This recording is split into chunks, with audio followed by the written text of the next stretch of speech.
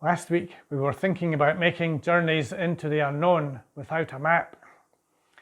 This week we take the analogy further as we consider how we might check out the route that lies ahead. At the beginning of chapter 13 in the book of Numbers, Moses sends out 12 spies, one from each of the 12 tribes or families of the people of Israel.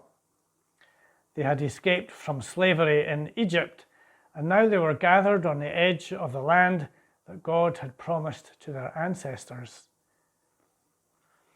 And now God had promised it to them. After a period of 40 days, which is nearly 6 weeks, the spies return with a huge bunch of grapes, which took 2 of them to carry, and also pomegranates and figs. The land clearly was bountiful, but it was already heavily populated and well defended. It would be no easy task to march in and take the land for themselves. 2 of the spies, Caleb and Joshua, go on to exhort the people that with God at their side, they would prevail against the people of the land. It would be difficult, but if they did not fear the current residents and put their trust in God, then the land would be theirs. But the other 10 spies did not back them up, and the people threatened to kill Joshua and Caleb, and they suggest that they should all go back to Egypt. Well, instead of the promised land or Egypt, God sends them into the wilderness for 40 years, and only Joshua and Caleb live to enter the promised land at the end of it all. Today, here in northwest Lochaber, we face a similar scenario. For years we have become enslaved to our buildings, feeling like we can only be church when we are gathered together inside them. The risks and hazards of taking our message of God's love into the land outside the walls have seemed to be too great. It's safer to stay inside. The virus has coaxed us into making an experiment. What would it be like to be the church if we didn't have any buildings? Well, we don't know the full answer to that question, as the experiment has only just started. Indeed, now that we are beginning to prepare to open our buildings again, we have another question to answer. How will we make use of our buildings in the future? Jesus faced a similar question to ours. The Jewish religious practice was centered around the temple in Jerusalem and the synagogues or gathering places in each of their villages. It was all about following the rules that Moses and the people had developed during their 40 years in the wilderness, and the ongoing development of those rules in the centuries that followed. Moses and his brother Aaron had listened to God, and in following him they had led the people out of slavery in Egypt. But instead of continuing to follow God, they turned it all into an ever-increasing set of rules that marginalized God to the sidelines, if that. Jesus came to set the people free from slavery to rules and regulations. The rules and regulations were originally given to them to help them stay on the right lines. But if they loved one another and loved God, then they wouldn't need to pay attention to the rules because everything they did would be the right thing anyway. It's ironic that the worldwide response to the coronavirus is to make new rules.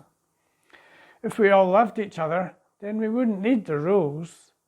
Everyone would be determined not to give the virus to someone else. We would want to isolate ourselves if we had the symptoms. We would be ultra careful to make sure that our hands were clean so that we could not spread the virus by touching things. We would be delighted to wear a face covering so that no one could catch the virus from the droplets in our breath. We wouldn't dream of singing in church and risk giving the virus to our brothers and sisters in the family of God. But instead, we have seen how easily people turn aside from the rules that have been given for our own health and protection and we choose instead to do our own thing. I don't need to give you examples because you all know your own examples already. Jesus spent 40 days in the wilderness without eating anything. He didn't see anyone. He didn't speak to anyone except with God, his Father. Never mind isolating for 14 days, Jesus self-isolated for nearly 6 weeks.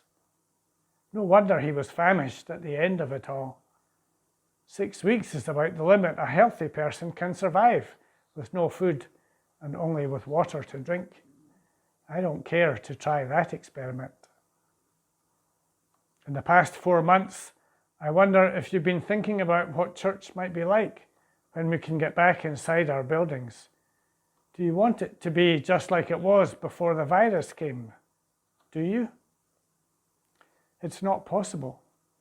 The rules have changed. Indeed, we have changed. We have seen new possibilities. We have new friends. We know how to Zoom. We know how to record our Bible readings and prayers and talks. We don't need to be inside a church building to worship God. We can worship him in our own homes. We can see and talk to each other using Zoom or Skype or even in the street. The only thing we can't do online is to actually touch and hug each other.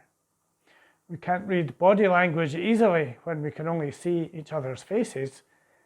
But when we get back inside our church buildings, we won't be able to touch or hug each other. Yes, we can talk to each other, but it won't be easy from 2 meters or 6.5 feet away. God said to the people of Israel, "The promised land lies ahead. Check it out. And if you trust me, then you can have it." Jesus spent 6 weeks on his own, checking out with God all the various ways he could attempt his mission.